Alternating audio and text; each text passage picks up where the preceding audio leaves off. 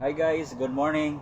I am Dismar Piolin from Lan Asia Realty and focus seller of primary homes for 3 years now and also a member of Reliable Circle.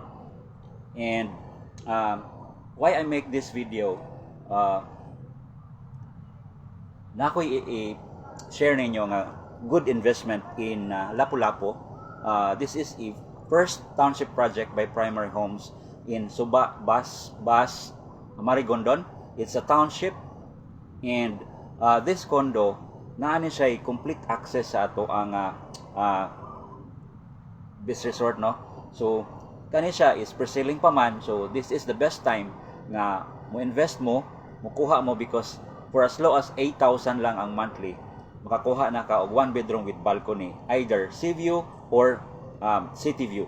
So reservation nato ani is only 30,000 unya.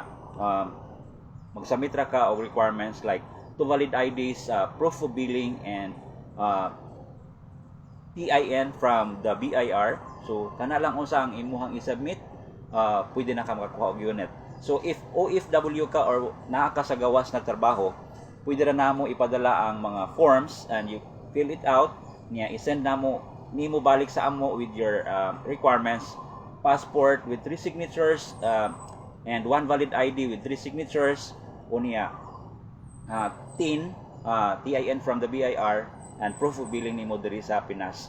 Niya pwede ka makahimo og authorization letter from the relatives or close relative nimo here in the Philippines para mo'y among i-assess during the reservation. So unsa man ni siya nga Royal Ascent Crest Mactan 2. It's a condominium inside a township nga ang tanan nimo ang panginahanglanon naa na tanan, naay commercial, naay hotel and resort, unya